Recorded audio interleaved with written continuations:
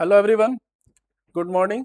स्वागत है आप सभी लोगों का गोपालगंज शिक्षा विभाग के इस ऑनलाइन प्लेटफॉर्म पे। और मैं आपका फिजिक्स टीचर रंजित कुशवाहा। जो हम आप लोग को हम फिजिक्स में हम लोग पढ़ रहे थे इलेक्ट्रोस्टैटिक चैप्टर। और पिछले क्लास में हम लोगों ने इलेक्ट्रिक फ्लक्स के बारे में और गॉसेस थ्योरम के बारे में हम लोगों ने समझा था। और बहुत अच्छे तरीके से एक्सप्लेन करने का मैंने कोशिश किया कि इलेक्ट्रिक फ्लक्स को आप समझे, इलेक्ट्रिक फ्लक्स कैसे निकालते हैं। और गॉसेस थ्योरम जो है वो भी इलेक्ट्रिक फ्लक्स के बारे में ही बताता है। ठीक है, इलेक्ट्रिक फ्लक्स के बारे में ही वो भी फॉर्मूला है। बट क्या है कि गॉसेस थ्योरम का उपयोग हम लोग इलेक्ट्रिक फ्लक्स को निकालने के लिए तो करते ही हैं, साथ साथ हम लोग इलेक्ट्रिक फील्ड निकालने के लिए भी करते हैं। हमने आपको ये बताया था कि जहां पर भी कुलम्ब्स लॉ फेल कर जाता है वहां पर हम लोग गॉसेस लॉ का उपयोग करते हैं। क्योंकि कुलम्ब्स लॉ के लिमिटेशंस में आप लोगों ने पिछले क्लास में पढ़ा होगा कि कुलम्ब्स लॉ जो है वो बिंदु आवेश के लिए ही सिर्फ लागू होता है, या बिंदु जैसे आवेशों के लिए ही लागू होता है। जैसे कोई स्फेरिकल बॉडी है तो स्फेरिकल बॉडी को बिंदु ऑब्जेक्ट यानी पॉइंट ऑब्जेक्ट के रूप में कंसिडर किया जाता है, तो उसके लिए हम इसको अप्लीकेबल है कुलम्ब्स लॉ। और साथ साथ अगर कोई ऑब्जेक्ट स्थिर हो तो उसी के लिए कुलम्ब्स लॉ को लागू कर सकते हैं। लेकिन अगर सपोज करो कि जैसे ये बोर्ड है और इस बोर्ड पे आवेश दिया गया है और इसके कारण अगर हमको इलेक्ट्रिक फील्ड का मान निकालना हो तो फिर कुलम्ब्स लॉ वहां पर फेल कर जाएगा। वहां कुलम्ब्स लॉ का उपयोग हम करके इसके कारण इलेक्ट्रिक फील्ड नहीं निकाल सकते हैं, क्योंकि ये पॉइंट लाइक ऑब्जेक्ट नहीं है वहाँ। ठीक है, या जैसे मान लो कोई लीनियर चार्ज है, कोई कंडक्टर है लंबा और उस पर चार्ज दिया गया, उससे कारण इलेक्ट्रिक फील्ड निकालना, तो फिर वहां पर भी कुलम्ब्स लॉ को हम लागू नहीं कर सकते। ठीक है, तो जहां पर ये कुलम्ब्स लॉ फेल होता है वहां पर लोग गॉसेस लॉ का उपयोग करते हैं। और गॉसेस लॉ में क्या है, जैसे इलेक्ट्रिक फ्लक्स के लिए फॉर्मूला हम लोगों ने पढ़ा था कि अगर इलेक्ट्रिक फ्लक्स किसी बंद पृष्ठ से इलेक्ट्रिक फ्लक्स अगर हमको निकालना है तो फाई इज इक्वल टू, या स्मॉल एरिया एलिमेंट से तो D phi is equal to हम लोगों ने लिखा था ई डॉट डी एस। ये हम लोगों ने फॉर्मूला निकाला था। और इसमें हम लोग इसको ऐसे भी लिख सकते हैं ई D S cos theta. Theta जो हो गया वो इलेक्ट्रिक फील्ड और एरिया एलिमेंट के बीच का एंगल हो गया। ठीक है, तो ये फॉर्मूला हमने फ्लक्स के लिए निकाला था। और साथ साथ हम लोगों ने अगर पूरे समूचे पृष्ठ के कारण अगर फ्लक्स निकालना हो तो फाई इज इक्वल टू, इसी को हम लोग इंटीग्रेट कर देंगे ई डॉट डी एस को क्लोज इंटीग्रेशन कर देंगे उसके पूरे सरफेस के लिए, तो हमारा वो पूरे सरफेस पर इलेक्ट्रिक फ्लक्स का मान निकल जाता है। फिर हम लोगों ने गॉसेस थ्योरम पढ़ा था। तो गॉसेस थ्योरम में हम लोगों ने क्या देखा था कि किसी भी परिबद्ध या किसी भी बंद पृष्ठ से टोटल जो इलेक्ट्रिक फ्लक्स होगा उस पृष्ठ द्वारा घेरे जाने वाले कुल आवेश का या नेट आवेश का 1/एप्सिलॉन नॉट गुना होगा।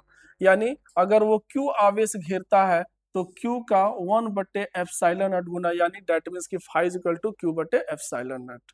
ठीक है, तो ये हम लोगों ने फॉर्मूला पिछले क्लास में पढ़ा हुआ था। और इसी फॉर्मूला पर आधारित, जैसा कि हमने आपको कल बताया था कि इस फॉर्मूला पर आधारित हम लोग कुछ क्वेश्चंस भी करेंगे। तो हम आज के हमारे क्लास में हम लोग कुछ न्यूमेरिकल्स बनाएंगे और फिर हम लोग गॉसेस लॉ का हम कल प्रूफ नहीं कर पाए थे तो उसको हम लोग आज यहाँ पर प्रूफ करेंगे। और फिर उसके बाद से गॉस लॉ से हम लोग कुलम्ब्स लॉ को भी डिराइव करेंगे। तो इन सब चीज़ों को हम लोग देखेंगे आज के क्लास में। तो सबसे पहले हम स्टार्ट करते हैं अपने इस क्वेश्चन से। ठीक है, थोड़ा सा चलिए ठीक है। तो हमारा क्वेश्चन है, एक समान विद्युतीय क्षेत्र ये इतना पर विचार कीजिए। अब यहाँ पर सबसे पहले ध्यान देना है, हम विद्युतीय क्षेत्र पर देखते हैं। विद्युतीय क्षेत्र क्या है, E is equal to 10⁻³ i cap. ये आई कैप है जो आपको यूनिट वेक्टर हो गया एक्स एक्सिस के अलॉन्ग, न्यूटन प्रति कूलम। तो इतना का इलेक्ट्रिक फील्ड है। अब इस पर विचार कीजिए। तो विचार करने का सीधा सा मतलब क्या है कि ये जो इलेक्ट्रिक फील्ड है यह इलेक्ट्रिक फील्ड इस एक्स एक्सिस के डायरेक्शन में है। ये एक्स एक्सिस हो गया, तो एक्स एक्सिस के डायरेक्शन में इलेक्ट्रिक फील्ड है। और इस इलेक्ट्रिक फील्ड का मान हो गया 3 × 10⁻³ आई कैप न्यूटन प्रति कूलम। ये इलेक्ट्रिक फील्ड दिया गया है जो एक्स एक्सिस के अलोंग है, आई कैप से ये रिप्रेजेंट हो रहा है। अब कह रहा है कि इस क्षेत्र का 10 सेंटीमीटर भुजा के वर्ग के उस पार्श्व से जिसका तल YZ तल के समानांतर है गुजरने वाला फ्लक्स क्या होगा। अब इस क्षेत्र में अब क्या है कि इस विद्युतीय क्षेत्र में मान लेते हैं कि 10 सेंटीमीटर भुजा का एक वर्ग है, ठीक है।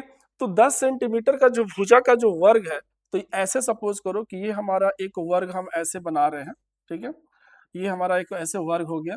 तो इसका जो एरिया, इसका जो भुजा है वो 10 सेंटीमीटर है, यानी इसकी जो साइड है वो हो गई 10 सेंटीमीटर, ठीक है। प्रत्येक साइड, चूंकि वर्ग है तो प्रत्येक साइड एक समान होगा, तो 10 सेंटीमीटर इसकी भुजा हो गई। और ये इलेक्ट्रिक फील्ड जो है वो हमारा ऐसे एक्स एक्सिस के लॉन्ग ऐसे इलेक्ट्रिक फील्ड है, और ये उसके परपेंडिकुलर मतलब वाई जेड प्लेन में रखा गया। Y Z plane, Y Z plane का अर्थ क्या है, जैसे अगर सपोज करो कि हम यहाँ पर एक्स एक्सिस, वाई एक्सिस और जेड एक्सिस खींचे, ये एक्स हो गया, ये वाई हो गया और ये जेड हो गया, ठीक है। तो ये वाला जो तल बनेगा एक्स और वाई, जैसे ये बोर्ड हो गया, तो बोर्ड जो हो गया एक्स वाई तल हो गया, क्योंकि बोर्ड में यह एक्स एक्सिस हो गया और ये वाई एक्सिस हो गया, तो बोर्ड का जो प्लेन हो गया वो एक्स वाई प्लेन हो गया। लेकिन वाई जेड प्लेन क्या होगा, तो वाई हमारा ऐसे है और जेड हमारा ऐसे होता है। तो इस तरह से ये जो प्लेन बनेगा, यानी ये वाई और ये जेड, तो ये जो प्लेन हुआ ये प्लेन हमारा कहा जाएगा वाई जेड प्लेन। और ये जो जो प्लेन बनेगा, यानी ये एक्स एक्सिस और इधर जेड एक्सिस, तो ये जो प्लेन बनेगा इस प्लेन को हम लोग कहेंगे एक्स जेड प्लेन, ठीक है। तो ये एक्स जेड प्लेन हो जाएगा, ये वाई जेड प्लेन हो जाएगा, और ये जो हो गया हमारा एक्स वाई प्लेन हो जाएगा। तो क्या कह रहा है कि 10 सेंटीमीटर भुजा का जो वर्ग है वो इस तरह से है कि उसका तल जो है वाई जेड तल के समानांतर है। तो वाई जेड तल हमारा ऐसे हो गया, तो वाई जेड तल ऐसे है, इलेक्ट्रिक फील्ड लाइंस ऐसे है, यानी इलेक्ट्रिक फील्ड का डायरेक्शन भी ऐसे है एक्स एक्सिस के लॉन्ग, और वाई जेड जो तल हमारा है वो वाई जेड तल, ये जो वर्ग है वो वर्ग वाई जेड तल में है, तो इसकी भी दिशा ऐसे हो जाएगी, क्योंकि हम लोगों ने पढ़ा था कि जो क्षेत्रफल जो हम लोग लेते हैं फिजिक्स में, वो क्षेत्रफल एक सदिश राशि है, उसकी दिशा जो होती है उसके तल के लंबवत होती है। तो अगर वाई जेड तल में अगर हम ये वर्ग ले रहे हैं तो इसकी जो दिशा बनेगी वो दिशा एक्स अक्ष की ओर हो जाएगी, ठीक है। तो एक्स अक्ष की दिशा में उसकी दिशा हो गई। तो इस प्रकार से इस वर्ग का अगर हम क्षेत्रफल निकालें, तो वर्ग का क्षेत्रफल, वर्ग का क्षेत्रफल, ठीक है। तो वर्ग का जो क्षेत्रफल निकालेंगे तो 10 सेंटीमीटर है, तो डेट मीन्स की 0.1 मीटर हो गया, और इसका स्क्वायर कर देंगे, तो स्क्वायर कर देंगे तो ये हो जाएगा 0.01 मीटर स्क्वायर, ठीक है। तो 0.01 मीटर स्क्वायर उसका क्षेत्रफल हो गया, और उसकी दिशा क्या हो जाएगी, तो उसकी दिशा भी हो जाएगी आई कैप की दिशा में, क्योंकि वाई जेड तल में है वो, तो वाई जेड तल में है तो उसकी दिशा जो होगी वो एक्स अक्ष की दिशा में होगी, और एक्स अक्ष की दिशा को हम लोग आई कैप से दिखा सकते हैं। अब यहाँ पर हमारे पास इलेक्ट्रिक फील्ड दिया हुआ है, और उसका क्षेत्रफल, जैसे इसको हम ds मान लें, तो उसका क्षेत्रफल हमने यहाँ पर निकाल लिया। तो अगर हमको ये कहा जाए कि उस वर्ग से गुजरने वाला विद्युत फ्लक्स क्या है, तो आसानी से अब हम इस फॉर्मूले का उपयोग कर सकते हैं, d phi = E dot ds, ठीक है। तो आसानी से इसका उपयोग करके हम लोग इलेक्ट्रिक फ्लक्स का मान निकाल सकते हैं। तो अगर हम यहाँ पर उसका इलेक्ट्रिक फ्लक्स निकालें तो ये हो जाएगा E डॉट ds। अब E का मान यहाँ पर रख लेते हैं, E का मान हो गया 3 × 10⁻3, ठीक है, आई कैप, और फिर डॉट प्रोडक्ट में, और डॉट प्रोडक्ट में फिर हमारा हो जाएगा 0.01 मीटर स्क्वायर, और ये भी हो जाएगा आई कैप। तो हम लोग पढ़े हैं कि आई कैप और डॉट आई कैप इसका मान 1 हो जाता है, तो इसका मान 1 हो जाएगा, तो इसको हम लोग मल्टीप्लाई कर देंगे, तो इसको मल्टीप्लाई करेंगे तो 0.01 से 3 में मल्टीप्लाई कर देंगे, ठीक है। और इसको तो ये हो जाएगा 3 × 10⁻3, और ये हो जाएगा 10⁻², 0.01 को -2 कर लेंगे, ठीक है। तो ये हमारा कितना हो जाएगा, तो ये हमारा निकल जाएगा, 3 में से 2 निकल गया, तो 3 × 10⁻1 डेट मीन्स की 30, ठीक है, 30, और इसका हो जाएगा यूनिट कितना हो जाएगा, न्यूटन मीटर स्क्वायर पर कूलम, ठीक है। फ्लक्स का हम लोग पहले भी यूनिट पढ़ चुके हैं कि फ्लक्स का यूनिट होता है न्यूटन मीटर स्क्वायर पर कूलम। तो इस प्रकार से हमारा ये पहला क्वेश्चन, यानी इसका ए पार्ट जो है इलेक्ट्रिक फ्लक्स जो निकालना था वो यहाँ पे हमारा निकल जाता है, ठीक है। नेक्स्ट देखो, इसी में एक और छोटा सा क्वेश्चन ऐड किया गया है। यहाँ पर क्या था कि ये जो हमने जो जो वर्ग लिया था ना, वो वर्ग वाई जेड तल में था, तो वाई जेड तल में था तो एक्स अक्ष के समानांतर हो गया था, यानी उसकी भी दिशा जो थी एक्स अक्ष की दिशा में थी, तो हमने आई कैप लगा दिया।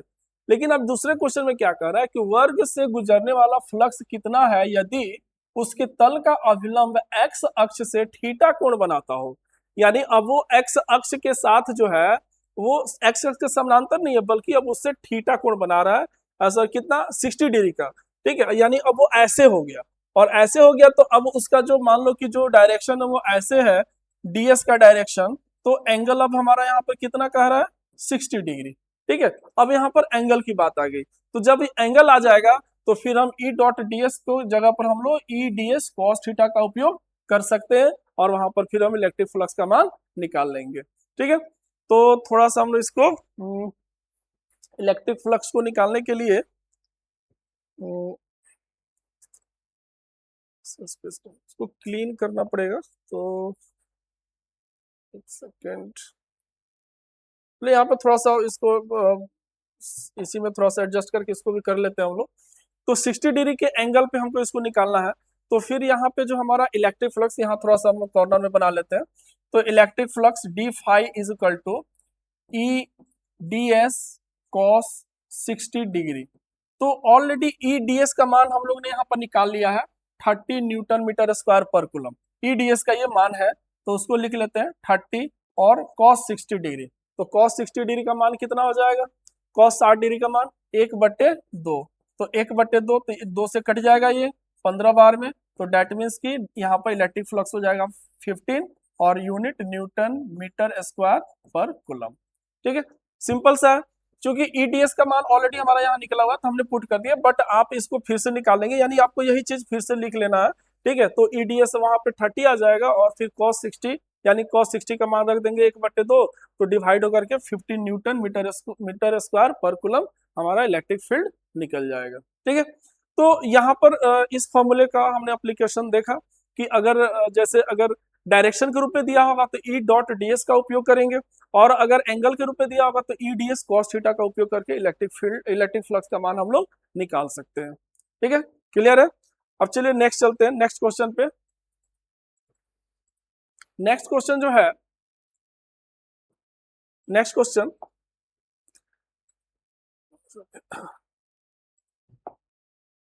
है, किसी काले बॉक्स के पृष्ठ पर विद्युत क्षेत्र की सावधानी पूर्वक ली गई माप यह संकेत देती है कि बॉक्स के पृष्ठ से गुजरने वाला नेट फ्लक्स कितना है। बॉक्स के पृष्ठ से, तो बॉक्स से गुजरने वाला बॉक्स के पृष्ठ से गुजरने वाला जो फ्लक्स है,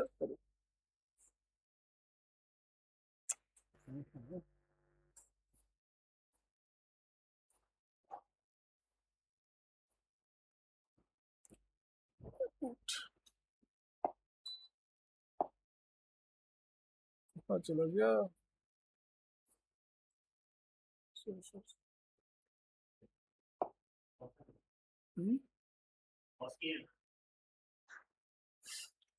तो क्या यहाँ पर कि नेट फ्लक्स जो है, नेट फ्लक्स कितना कह रहा है 8 इंटू 10⁻³ न्यूटन पर 3 न्यूटन मीटर स्क्वायर पर कूलम का इतना नेट वहां पर इलेक्ट्रिक फ्लक्स है, ठीक है। तो कह रहा है कि बॉक्स के भीतर नेट आवेश कितना है, ठीक है। पहला क्वेश्चन ये हो गया, ठीक है, कि अगर इतना उस पर फ्लक्स है तो नेट आवेश बॉक्स के अंदर कितना है वो हमको निकालना है।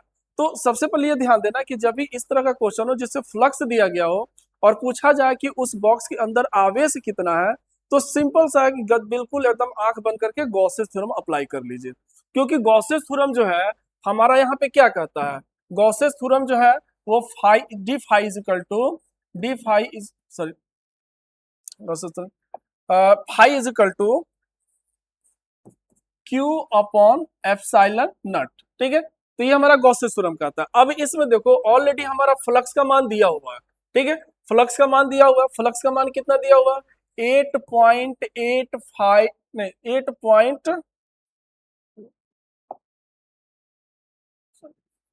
Phi is equal to Q upon epsilon naught, तो यहाँ पर दिया हुआ है 8.0 इंटू 10⁻³ इतना का हमारा फ्लक्स हो गया, और क्यू का मान निकालना है, और नीचे हो गया हमारा एप्सिलॉन नॉट।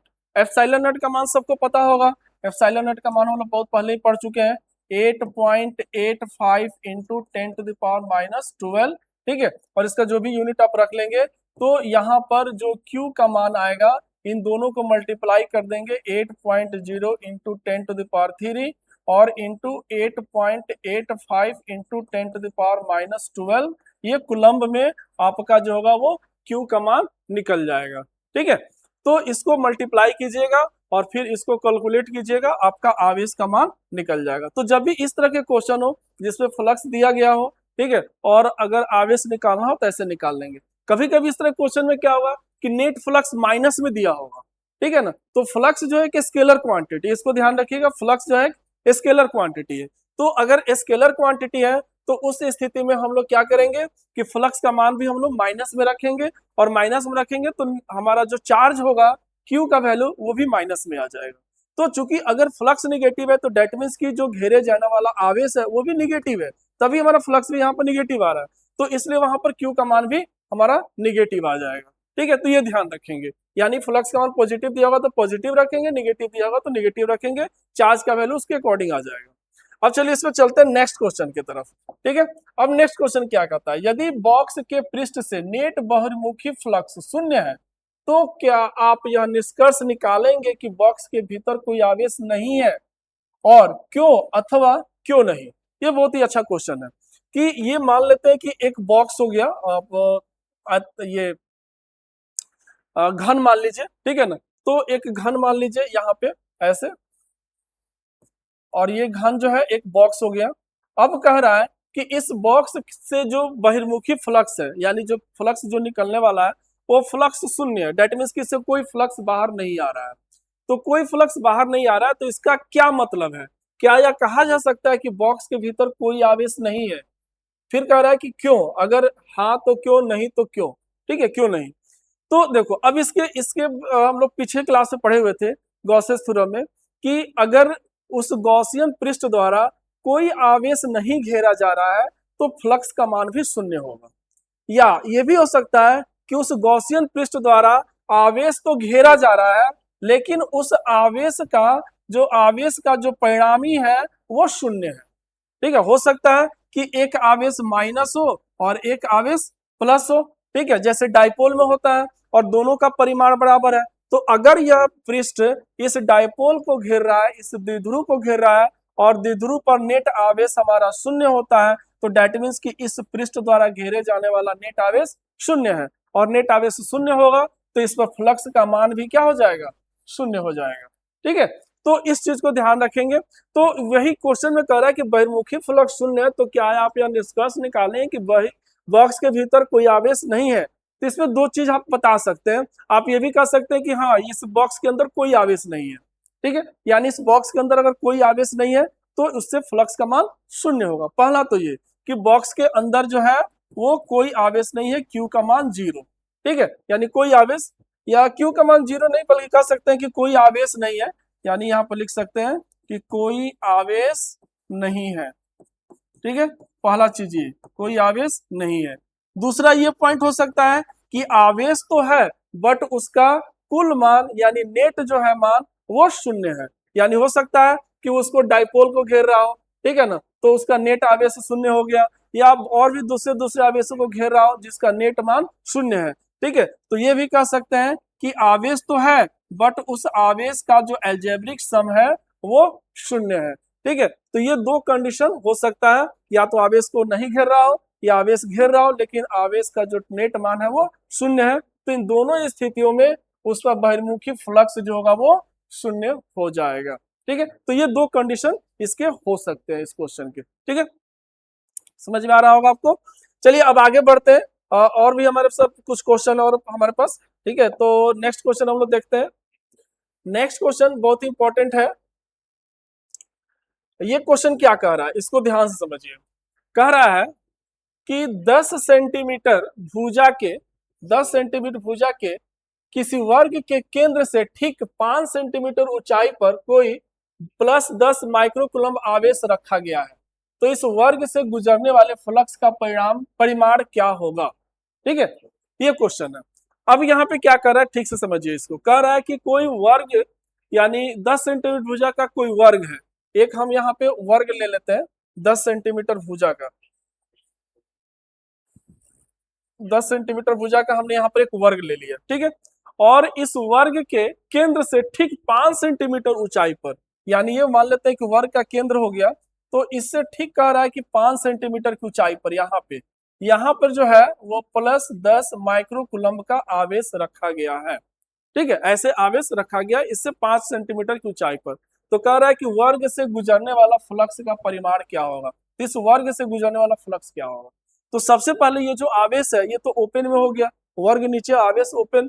ठीक है, तो अब इसमें गॉसेस थ्योरम का अगर हम उपयोग करना चाहें तो नहीं कर सकते कि क्योंकि ये क्लोज्ड सरफेस नहीं है। ठीक है, तो हम क्या करते हैं कि अगर हम इसमें थोड़ा सा अगर आप सोचिएगा तो 10 सेंटीमीटर भुजा का ये वर्ग है और ये 5 सेंटीमीटर की ऊंचाई पे है। तो अगर हम 10 सेंटीमीटर का अगर एक घन बना ले, 10 सेंटीमीटर का अगर हम यहाँ पर एक घन को कंसीडर करें तो यहाँ पे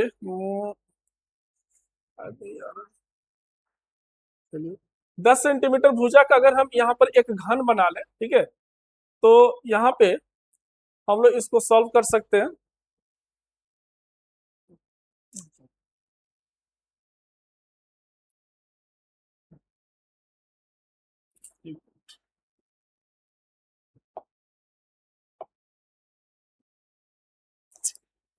क्या इसमें आज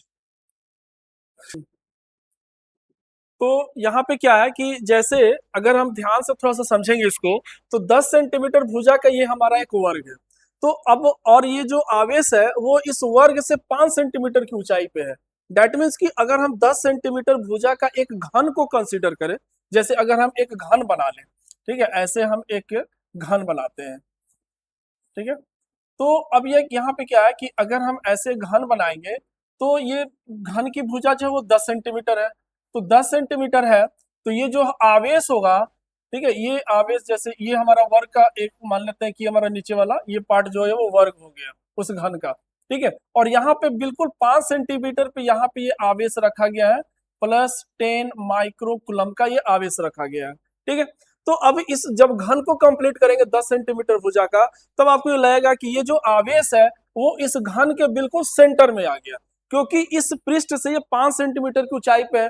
तो और फिर इस बिंदु के बाद फिर 5 सेंटीमीटर की ऊंचाई पे फिर दूसरा पृष्ठ है, तो बिल्कुल ये बीच में, और फिर इधर से भी और इधर से भी। ठीक है, तो बिल्कुल सेंटर पे आ गया। तो जब ये सेंटर पर आ गया तो और ये पूरा घन है और उसके सेंटर पे आवेश रखा गया है, तो अब अगर हम गॉस लॉ का उपयोग करेंगे तो यहाँ पर इलेक्ट्रिक फ्लक्स के लिए हम लोग फॉर्मूला यूज कर सकते हैं, फाई बराबर क्यू बटे एप्सिलॉन नॉट।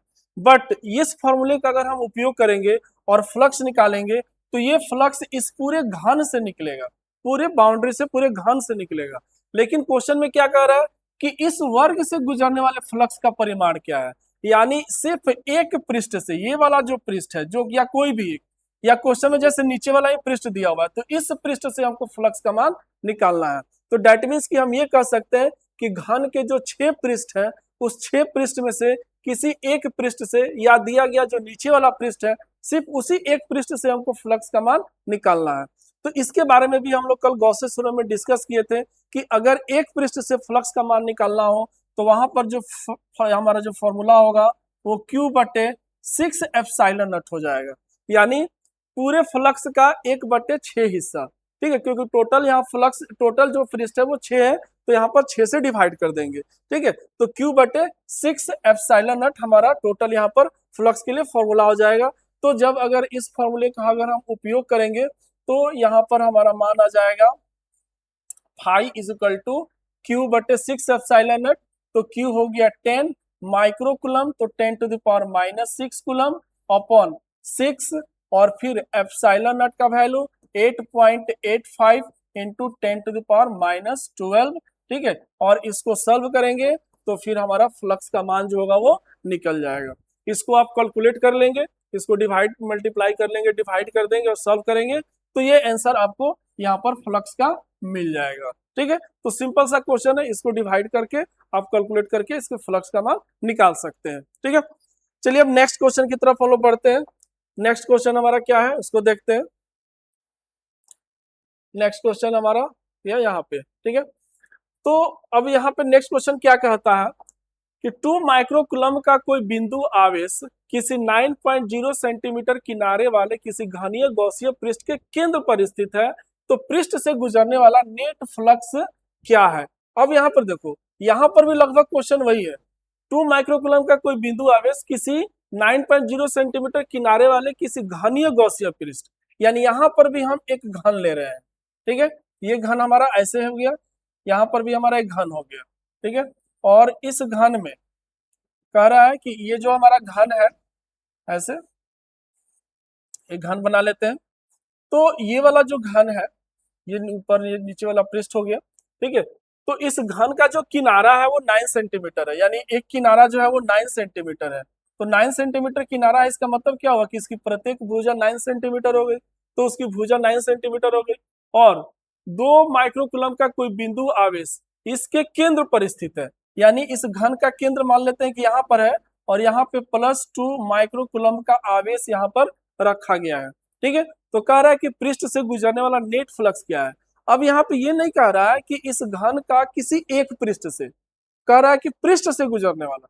तो पृष्ठ से गुजरने वाला फ्लक्स निकालना है, तो इसका मतलब है कि हम पूरे घन से गुजरने वाला फ्लक्स निकालेंगे। अगर क्वेश्चन में रहता है कि किसी एक पृष्ठ से गुजरने वाला फ्लक्स निकालिए, तो सिर्फ हम एक पृष्ठ की बात करते, लेकिन यहाँ पर पूरे पृष्ठ से निकालना है, ठीक है। तो इसलिए फ्लक्स का फॉर्मूला फिर हम लोग गॉस लॉ का उपयोग करेंगे, φ=q/ε0।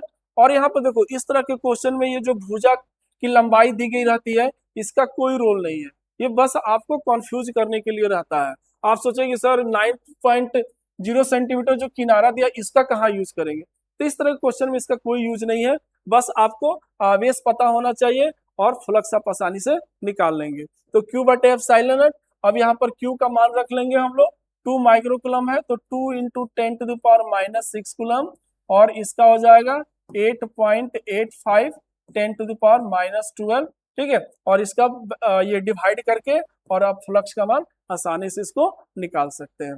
इसको डिवाइड कर लेंगे, फ्लक्स का मान आपका ये जो होगा, आंसर यहाँ दिया हुआ है, आप डिवाइड करके इसको चेक कर लीजिएगा, इतना आंसर आपका आ जाएगा, ठीक है। तो ये एक हमारा क्वेश्चन हुआ, ठीक है। अब एक और क्वेश्चन है, उसको भी देख लेते हैं फटाफट, ठीक है। चलो नेक्स्ट क्वेश्चन, इसमें क्या है, कह रहा है कि किसी बिंदु आवेश के कारण उस बिंदु को केंद्र मानकर खींचे गए 10 सेंटीमीटर त्रिज्या के गोलीय पृष्ठ से पर विद्युत फ्लक्स इतना है, ठीक है। इतना विद्युत फ्लक्स दिया हुआ है। क्वेश्चन को पहले समझो, बिंदु आवेश के कारण उस बिंदु को केंद्र मानकर खींचे गए 10 सेंटीमीटर त्रिज्या के गोलीय गॉसिय पृष्ठ, यानी एक जो पृष्ठ है वो कैसा है, गोलीय गॉसिय पृष्ठ है, ठीक है। बिल्कुल गोलीय गॉसिय पृष्ठ है, गोला हो गया, ठीक है। और उसकी त्रिज्या है 10 सेंटीमीटर। ये यहाँ पर उसके केंद्र पर एक आवेश भी रखा गया है, ठीक है। और उसकी त्रिज्या जो है वो यहाँ से यहाँ तक इसकी जो दूरी है, यानी त्रिज्या वो है 10 सेंटीमीटर। 10 सेंटीमीटर मतलब कि 0.1 मीटर इसको लिख सकते हैं, ठीक है। तो उसकी त्रिज्या हो गई 0.1 मीटर, ये उसकी त्रिज्या हो गई।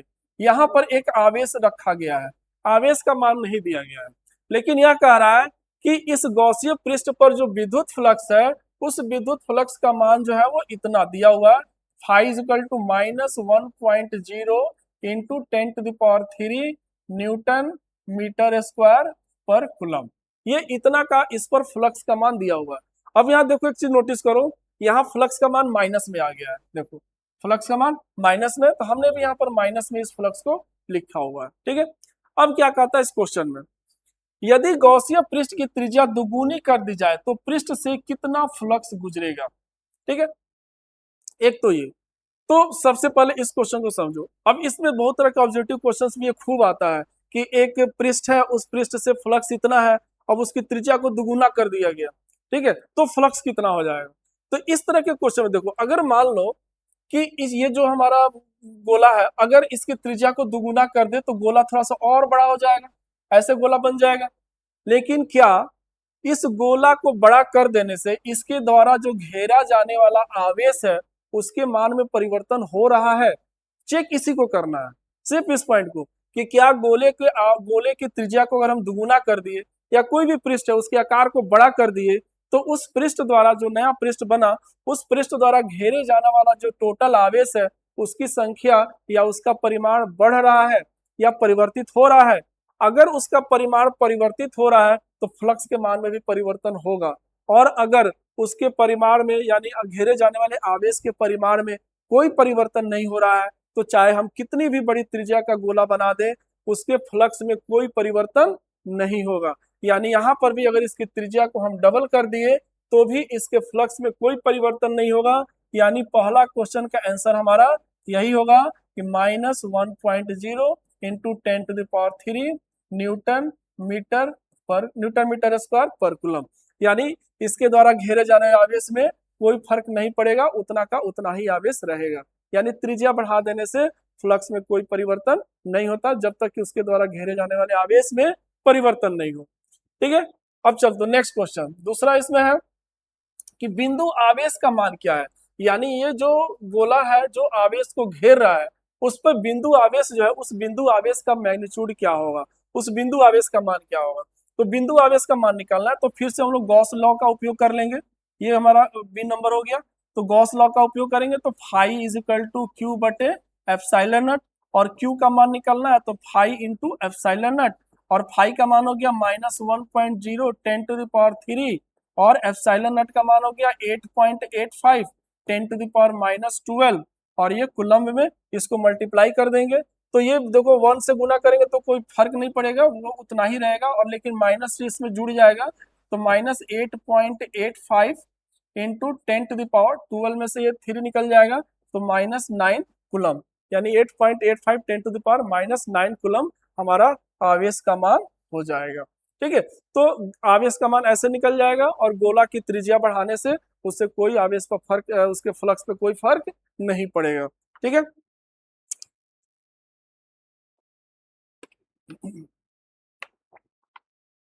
तो आज का हमारा ये क्वेश्चन इतना है, आगे हमारा कोई क्वेश्चन नहीं है। यानी अभी तक हमने जो भी फ्लक्स के बारे में गॉसेस थ्योरम के बारे में हमने पढ़ा था उस पर आधारित हमने ये कुछ क्वेश्चन आपको बताया। ठीक है, अब जो है हम लोग इस पे कुछ और आगे हम लोग गॉसेस थ्योरम में कुछ और हम लोग पढ़ते हैं। गॉसेस थ्योरम में हम लोग का जो कल का जो टॉपिक था,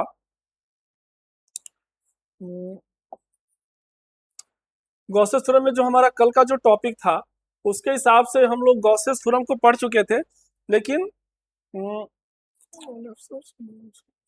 थोड़ा सा इसका चेंज करेंगे।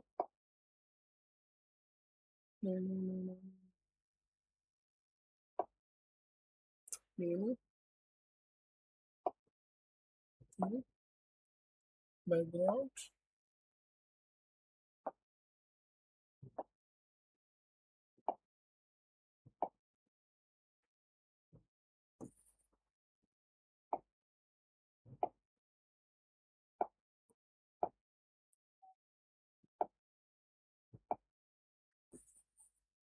ठीक है, तो हम लोग जो पढ़ रहे थे पिछले क्लास में गॉसेस थ्योरम के बारे में हम लोगों ने पढ़ा था, गॉसेस थ्योरम को हम लोगों ने एक्सप्लेन किया था।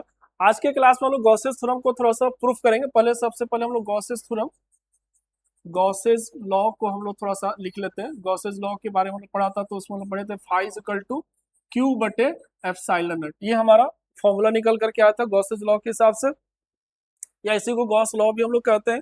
अब गॉसेस लॉ को हम लोग यहाँ पे प्रूफ करेंगे। ठीक है, कि क्या गॉस साहब ने जो कहा था, ठीक है ना, वो सही है या गलत है, या अगर सही है तो कैसे वो सही है, उसको हम लोग प्रूफ करने का यहाँ प्रयास करते हैं। ठीक है, तो गॉस का लॉ क्या कहता है कि किसी भी बंद पृष्ठ से जो टोटल इलेक्ट्रिक फ्लक्स होगा वो उस पृष्ठ द्वारा घेरे जाने वाले आवेश का 1/एप्सिलॉन नॉट गुना होगा। ठीक है, 1/एप्सिलॉन नॉट गुना नेट फ्लक्स होगा। यानी अगर हम एक बंद पृष्ठ ले, ठीक है, तो उस बंद पृष्ठ से हम लोग यहाँ पर इलेक्ट्रिक फ्लक्स का मान जो निकालेंगे वो इलेक्ट्रिक फ्लक्स Q/एप्सिलॉन नॉट होगा, जहां पर Q आवेश को वो घेर रहा है। यानी अगर हम ऐसे समझे, जैसे मान लो कि हम यहाँ पे एक गोले की रचना करते हैं। ठीक है, एक हम ऐसे बंद पृष्ठ ले लिए, गोला एक ले लिए, ठीक है, स्फेरिकल है, और यहाँ पर हम ये मान लेते हैं कि यहाँ पर एक आवेश रखा गया है +Q। ठीक है ना, तो अब ये एक बड़ा सा गोला हो गया और यहाँ पर केंद्र पर एक आवेश रखा गया है। तो हम क्या करते हैं कि इस गोले से हमको पूरा फ्लक्स निकालना है। ठीक है, इस गोले से हमको फ्लक्स निकालना है, तो फिर हम क्या करते हैं कि फ्लक्स निकालने के लिए हम इस गोले के एक छोटे से क्षेत्रफल अवयव की हम कल्पना करते हैं। ये एक छोटा सा क्षेत्रफल अवयव हम यहाँ पर कंसिडर करते हैं। तो इस छोटे से जो क्षेत्रफल अवयव जो हमारा बनेगा, ठीक है, तो उस क्षेत्रफल अवयव की जो दिशा होगी वो क्या होगी, वो क्षेत्रफल अवयव की दिशा जो हमने आपको बताया था, क्षेत्रफल अवयव की जो हमने दिशा आपको बताया था कि क्षेत्रफल अवयव की जो दिशा होती है वो पृष्ठ के हमेशा लंबवत होती है।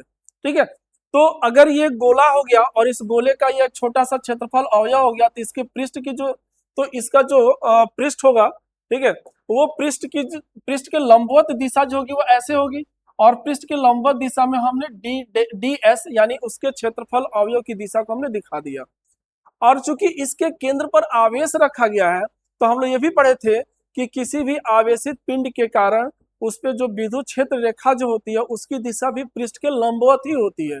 तो जिस बिंदु पर हम यहाँ पर डीएस ले रहे हैं उस बिंदु पर अगर हम विद्युत क्षेत्र की दिशा को दिखाएं तो विद्युत क्षेत्र की दिशा भी पृष्ठ के लंबवत यानी डीएस के ही डायरेक्शन में होगी।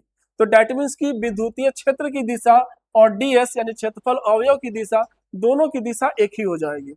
तो अब अगर हमको इसके लिए विद्युत फ्लक्स का मान निकालना हो तो हम अगर निकालें तो इस गोले के लिए, गोले के ऐसे लिख सकते हैं, गोले के अति अल्प, गोले के अति अल्प क्षेत्र अवयव, अति अल्प क्षेत्र अवयव डीएस, अति अल्प क्षेत्र अवयव डीएस से विद्युत फ्लक्स, क्या लिखेंगे, अति अल्प अवयव डीएस से विद्युत फ्लक्स। ठीक है, तो यहाँ पर विद्युत फ्लक्स का मान अगर हम निकालेंगे तो डी फाइव बराबर क्या लिखेंगे, ई डॉट डीएस, क्योंकि फ्लक्स निकालने का फॉर्मूला हमारे पास यही है जब तक गॉसेज लॉ नहीं था। तो गॉस लॉ को हम यहाँ पर प्रूफ कर रहे हैं इसलिए उसको तो यूज नहीं करेंगे। ठीक है, तो D phi equal to E dot DS. अब चूंकि ई और डीएस दोनों का डायरेक्शन सेम है तो इसको लिख सकते हैं ई डीएस कॉस 0 डिग्री, और कॉस 0 का मान 1, तो इस तरह से फ्लक्स का मान हो गया ई डीएस। तो ये हमारा फ्लक्स हो गया ई डीएस। अब हमको पूरे, अब चूंकि ये अति अल्प क्षेत्रफल अवयव से मिल करके अगर पूरे गोले को बना हुआ माने, मान ले कि पूरा गोला जो है इसी तरह के छोटे छोटे क्षेत्रफल अवयव से मिलकर बना है। कैसे, तो जैसे सपोज करो कि आप फुटबॉल देख रहे हो, तो फुटबॉल का जो संरचना होता है ना वो छोटे छोटे यूनिट से मिल करके बना होता है, छोटे छोटे उसके 6 भुजाओं वाला आकृति होती है, और उसी को जोड़ करके आपस में सील करके पूरा फुटबॉल बनाया जाता है। तो सपोज करो कि ये उसी का ये जो जो हम क्षेत्रफल अवयव ले रहे हैं वो उसी का एक पार्ट हो गया। तो इस प्रकार से पूरे इस गोले को उसी छोटे छोटे पार्ट से जोड़ करके मान लेते हैं कि मिल करके बना हुआ है। ठीक है, तो अगर इस पूरे गोले को अगर हम, पूरे गोले से अगर हम पृष्ठ ये फ्लक्स का मान निकालना चाहते हैं तो यहां लिख सकते हैं, इसलिए समूचे गोले से विद्युत फ्लक्स, तो समूचे गोले से अगर विद्युत फ्लक्स जब हम लिखेंगे तो फिर हम फाई बराबर किसको इंटीग्रेट करेंगे, डी फाई को, और डी फाई में क्या है हमारे पास, डी फाई में है ई डी एस। ठीक है, तो अब यहाँ पर आर, जैसे अगर मान लो कि ये गोले की त्रिज्या जो है वो आर है, तो इस आवेश के कारण आर दूरी पर अगर हम विद्युतीय क्षेत्र का मान लिखे तो विद्युतीय क्षेत्र का मान लिख सकते हैं 1/4 पाई एप्सिलॉन नॉट क्यू बटे आर स्क्वायर, ऐसे लिख सकते हैं। ठीक है, तो अगर हम इस विद्युतीय क्षेत्र को मान को अगर हम इसके साथ लिखें यहाँ पर तो ये हो जाएगा डी फाई की जगह पर 1/4 पाई एप्सिलॉन नॉट क्यू बटे R square into D S. अब इसमें कुछ टर्म्स जो है वो बाहर आ जाएंगे, क्यों, वो कांस्टेंट है तो कांस्टेंट का इंटीग्रेशन हम नहीं करते हैं, तो क्या क्या टर्म्स बाहर आ जाएंगे, तो जब हम फ्लक्स का मान लिखेंगे तो इसमें देखो 1/4 पाई एप्सिलॉन नॉट बाहर आ जाएगा, क्यू आवेश है ये भी परिवर्तित नहीं हो रहा है तो ये भी बाहर आ जाएगा, आर त्रिज्या है गोले की तो वो भी बाहर आ जाएगा, तो सिर्फ इंटीग्रेशन किसका होगा, डीएस का। ठीक है, तो अब यहाँ पर हम डीएस, यहाँ क्लोज इंटीग्रेशन होता है तो डीएस को इंटीग्रेट करेंगे, तो डीएस जो है इसका एक स्मॉल एरिया एलिमेंट है। ठीक है ना, अब अगर इसको पूरे को अगर हम इंटीग्रेट करेंगे तो डीएस के यानी उसका जो क्षेत्रफल होगा वो बढ़ करके पूरे गोले का पृष्ठीय क्षेत्रफल बन जाएगा। तो डीएस जो होगा तो पूरे गोले का पृष्ठीय क्षेत्रफल बन जाएगा, तो यहाँ पे 1/4 पाई एप्सिलॉन नॉट क्यू बटे आर स्क्वायर, और ये हो जाएगा 4 पाई आर स्क्वायर, क्योंकि गोले का पृष्ठीय क्षेत्रफल 4 पाई आर स्क्वायर। ठीक है, तो यहां से देखो कटेगा कुछ, 4 पाई से 4 पाई कैंसिल, आर स्क्वायर से आर स्क्वायर कैंसिल, तो ऊपर में बच गया क्यू और नीचे में बच गया एप्सिलॉन नॉट, और ये किसका मान है, फाई का, दैट मीन्स कि phi is equal to Q by epsilon naught, और दैट मीन्स ये क्या हो गया हमारा, गॉसेस लॉ हो गया। ठीक है, ये हो गया गॉसेस लॉ। तो इस प्रकार से हम लोग कुलम्ब ये गॉसेस लॉ को हम यहाँ पर फ्लक्स के फॉर्मूला के आधार पर या फ्लक्स के डिफिनेशन के आधार पर गॉसेस लॉ को हम यहाँ पर प्रूफ कर सकते हैं। ठीक है, तो ये गॉसेस लॉ का प्रूफ है। और जब भी क्वेश्चन में ऐसा आता है कि गॉस लॉ की state and proof Gauss law, ऐसे करके आता है कि गॉस लॉ को जो स्टेटमेंट लिखे और फिर उसको प्रूफ करे। ठीक है, कभी कभी ऐसे भी आता है कि स्टेटमेंट और प्रूफ करने के साथ साथ ये भी कहता है कि गॉस लॉ का उपयोग करके कुलम्ब्स लॉ को भी डिराइव करे, तो ये भी आता है। तो उसको भी देख लेते हैं कि कुलम्ब्स लॉ हम लोग गॉस लॉ का उपयोग करके कैसे डिराइव कर सकते हैं। इसको आप नोट कर सकते हैं।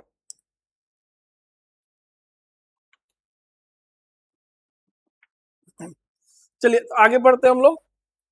गॉस लॉ को यूज करके हम कैसे कुलम्ब्स लॉ को डिराइव करते हैं, हेडिंग करेंगे हम लोग derivation of Coulomb's law, Coulomb's law using Gauss's law. ठीक है, तो गॉसेज लॉ का उपयोग करके कुलम्ब्स लॉ को हम लोग कैसे डिराइव करते हैं, यानी गॉस के नियम का उपयोग करके कुलम्ब्स नियम की प्राप्ति। कभी कभी उसमें देता है कि गॉस लॉ का उपयोग करके विद्युतीय क्षेत्र का मान ज्ञात करें, तो वो चीज भी इसी में हमारा आ जाएगा। जब हम इसको डिराइव करेंगे तो उसमें इसी में वो भी हमारा चीज आ जाएगा। ठीक है, अब इसको डिराइव करने के लिए वही कंसिडरेशन करेंगे। मान लेते हैं कि हमारे पास एक आवेश है, एक आवेश है प्लस क्यू। ठीक है, तो हमको चूंकि अब गॉस लॉ का उपयोग करके कुलम्ब्स लॉ डिराइव करना है, तो गॉस लॉ का उपयोग करना है, तो इसलिए हम लोग अब गॉस लॉ का उपयोग करने के लिए हमारे पास एक गॉसियन पृष्ठ होना चाहिए जो किसी आवेश को घेरता हो। ठीक है, तो ये जो हमने आवेश लिया, इसी को घेरते हुए हम एक गॉसियन पृष्ठ की कल्पना कर लेते हैं, यानी एक गोले की कल्पना कर लेते हैं जिसके केंद्र पर यह आवेश रखा गया है। ठीक है, तो इस प्रकार से हम यहाँ पर एक गोला बना लेते हैं। ठीक है, इस प्रकार से हम यहाँ पर एक गोला बना लेते हैं। ठीक है, तो अगर ये इसके केंद्र पर नहीं है तो थोड़ा सा इसको हम लोग केंद्र पर इसको फिर से हम लोग ड्रॉ कर लेते हैं। यहाँ पे हम मान लेते हैं कि यहाँ पे ये हमारा आवेश हो गया प्लस क्यू। ठीक है, और इस तरह से गोला बन गया। अब इस गोले पर, अब इस गोला, ये जो गोला है वो क्यू आवेश को घेर रहा है। ठीक है, तो क्यू आवेश को घेर रहा है, तो अब हम लोग चाहें तो इस, चूंकि ये आवेश को घेर रहा है, ये गॉसियन पृष्ठ बन गया, तो गॉसियन पृष्ठ बन गया, तो इसके लिए हम लोग गॉस के लॉ का उपयोग हम लोग आसानी से अब कर सकते हैं। ठीक है, तो अब हम यहाँ पे गॉस के लॉ का उपयोग करेंगे, तो हम यहाँ पे क्या करते हैं कि एक हम यहाँ पर भी एक एरिया एलिमेंट हम कंसिडर करते हैं। ये हमारा एरिया एलिमेंट हो गया, ऐसे हम इसको दिखा सकते हैं। ये इसका डायरेक्शन, ये इलेक्ट्रिक फील्ड का डायरेक्शन, और ये हमारा यहाँ पर डीएस का डायरेक्शन।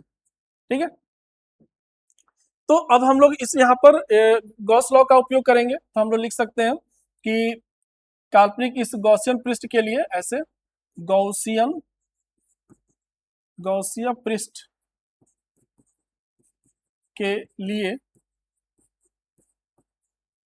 गॉसियन पृष्ठ के लिए गॉसियन पृष्ठ के लिए गॉस के नियम का अनुप्रयोग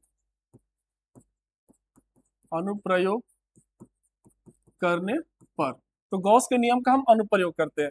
तो गॉस का नियम हम लोगों ने क्या पढ़ा था, फाई इज इक्वल टू, हम लोगों ने ये पढ़ा था E dot D S is equal to Q बटे एप्सिलॉन नॉट। ठीक है, तो अब हम यहाँ पर फाई का यूज नहीं करेंगे, हम लोग बस इस दो पार्ट का यूज करेंगे, क्योंकि ये वाला जो है ये भी फाई का ही वैल्यू है, तो हम इस दो पार्ट का बस यूज करेंगे।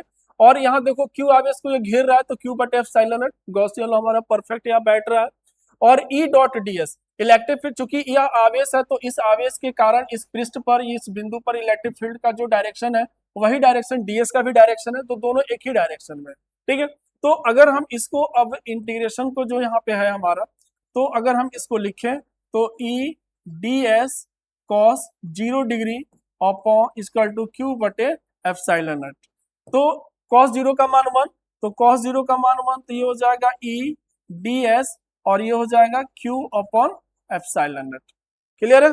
अब यहां से क्या करते हैं कि हम, चूंकि इलेक्ट्रिक फील्ड, अब इसके कारण आर दूरी पर, चूंकि अगर इसकी त्रिज्या आर है तो आर दूरी पर इलेक्ट्रिक फील्ड का मान तो कांस्टेंट रहेगा, तो इसलिए इलेक्ट्रिक फील्ड हमारा कांस्टेंट हो जाएगा, तो इलेक्ट्रिक फील्ड को हम लोग बाहर कर लेंगे और इंटीग्रेशन करेंगे सिर्फ डीएस का और ये Q बटे एप्सिलॉन नॉट। ठीक है, तो अब अगर हम इसको इंटीग्रेट करते हैं ds को, तो देखो क्या मिलेगा हमको, यहाँ पे हो गया E, ठीक है, और ds को इंटीग्रेट करेंगे तो अभी अभी हम लोग इसके पहले भी ds को इंटीग्रेट किया था, तो पूरे गोले का संपूर्ण पृष्ठीय क्षेत्रफल, तो गोले का पृष्ठीय क्षेत्रफल हो जाता है 4 पाई r स्क्वायर, और इधर हो गया Q बटे एप्सिलॉन नॉट।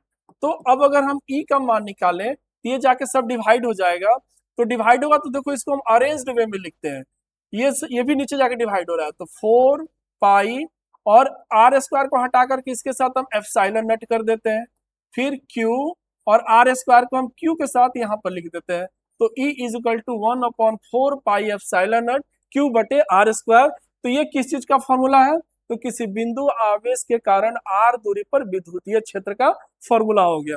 तो ये भी जब हम आपको पहले डिस्कस कर रहे थे कि क्वेश्चन में कभी कभी दे देता है कि गॉस के नियम का उपयोग करके विद्युतीय क्षेत्र का मान निकाले, या r दूरी पर विद्युतीय क्षेत्र का मान निकाले, तो r दूरी पर विद्युतीय क्षेत्र का मान यही हमारा हो गया। तो इतना बस करेंगे तो विद्युतीय क्षेत्र का मान हमारा निकल जाएगा। अब कूलम्ब्स लॉ पे आते हैं, कूलम्ब्स लॉ कैसे निकालेंगे।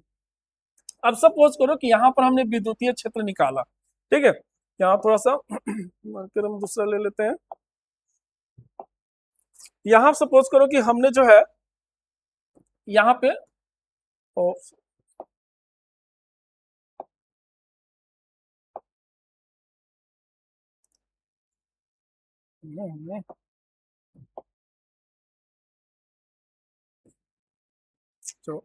तो यहाँ पर जो है हम यहाँ पर इलेक्ट्रिक फील्ड इस बिंदु पर हमने निकाला है, इस बिंदु पर इलेक्ट्रिक फील्ड हमारा ये निकला। तो जिस बिंदु पर इलेक्ट्रिक फील्ड निकला, अगर वहीं पर अगर हम एक दूसरा टेस्ट चार्ज कंसीडर कर ले Q नट प्लस Q नट, एक टेस्ट चार्ज, एक प्रेक्षण आवेश मान लेते हैं, ठीक है, तो अगर वहां पर प्रेक्षण आवेश Q नट ले लिया जाए तो यहाँ पर लिख सकते हैं कि प्रेक्षण आवेश Q नट पर लगने वाला बल। तो अब Q नट पर अगर हमको बल निकालना है, ठीक है,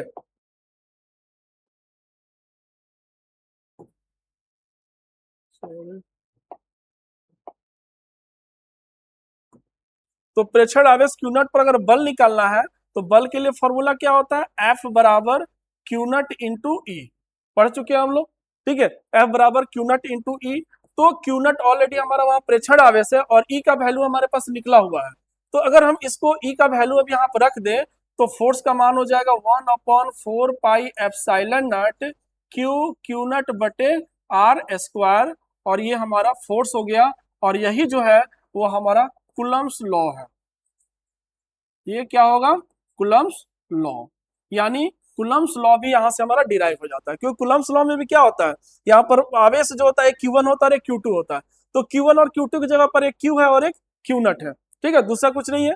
तो इस प्रकार से यहाँ पर हमारा कूलम्ब्स लॉ भी गॉस के नियम से डिराइव हो जाता है। यानी हम ऐसे कह सकते हैं कि अगर मान लो कि कूलम्ब्स लॉ के पहले अगर गॉस लॉ अगर आ गया रहता, कूलम्ब्स लॉ बाद में आता या कूलम्ब्स लॉ नहीं आता, गॉस लॉ अगर आ गया रहता तो फिर हमको कूलम्ब्स लॉ की जरूरत ही नहीं पड़ती, ठीक है, गॉसेज लॉ से ही हम लोग कूलम्ब्स लॉ भी डिराइव कर सकते थे, यानी जो चीज अभी हम कूलम्ब्स लॉ से करते वो सारा चीज हम गॉस लॉ का उपयोग करके कर सकते थे। तो इस तरह से गॉस लॉ जो है वो बहुत ही एक इंपॉर्टेंट लॉ बन जाता है कूलम्ब्स लॉ की तुलना में भी, ठीक है। तो ये क्वेश्चन फुल 5 मार्क्स में बिहार बोर्ड में क्वेश्चन आता है कि गॉस लॉ को लिखें, उसको प्रूफ करें और उसके आधार पर कूलम्ब्स लॉ को डिराइव करें। ये पूरा 5 मार्क्स का क्वेश्चन आता है, और ये पूरा क्वेश्चन हमने आपको बहुत अच्छे तरह से एक्सप्लेन किया यहाँ पे। साथ साथ हम लोग गॉस लॉ पे जो भी फ्लक्स पे जो भी हम लोग पढ़े थे पिछले क्लास में, उस पर हमने कुछ क्वेश्चन भी न्यूमेरिकल्स भी किए आज, ठीक है। तो हमारा गॉस लॉ का ये गॉस लॉ भी खत्म नहीं हुआ, बट गॉस लॉ का क्या है कि स्टेटमेंट और प्रूफ वगैरह चीजें खत्म हो गई। अब क्या है, हमारा एक बस टॉपिक और आ गया है कि गॉस लॉ का अप्लीकेशन। आपके सिलेबस में गॉस लॉ के 3 अप्लीकेशंस पढ़ने हैं हमको, ठीक है, यानी गॉस लॉ का यूज करके कोई लीनियर चार्ज हो उसके कारण इलेक्ट्रिक फील्ड निकालना हो उसके चारों तरफ, ठीक है, या उसके कोई अगर चालक गोलीय पृष्ठ है उसके कारण इलेक्ट्रिक फील्ड निकालना है, या कोई समतल चादर है आवेश का तो उसके कारण इलेक्ट्रिक फील्ड निकालना है। तो ये 3 एप्लीकेशन है, ठीक है। तो हम अगले क्लास में कोशिश करेंगे तीनों एप्लीकेशन जो है वो अगले क्लास में गॉसेस थ्योरम को एक ही क्लास में हम उस सबको खत्म कर दें। और इसके साथ साथ हमारा चैप्टर भी ये पहला इलेक्ट्रोसिटी का खत्म हो जाएगा। ठीक है, तो उम्मीद कर रहे हैं कि आपको ये आज का सेशन, आज का क्लास बहुत ही पसंद आया होगा, बहुत ही इंटरेस्टिंग भी रहा, और बहुत सारा फार्मूला भी हमने डिराइव किया, क्वेश्चन भी हमने किया, तो बहुत सारा एंजॉय हुआ। ठीक है, तो आप इसको पढ़िए, इसको रिवाइज कीजिए। ठीक है, और जो समझ में नहीं आया जरूर कमेंट्स में बताइए, जरूर अगर कुछ दिक्कत हो रहा होगा तो जरूर सुधार करने का प्रयास किया जाएगा। ठीक है, तो देखते रहिए, मुस्कुराते रहिए, मिलते हैं नेक्स्ट क्लास में। Thank you.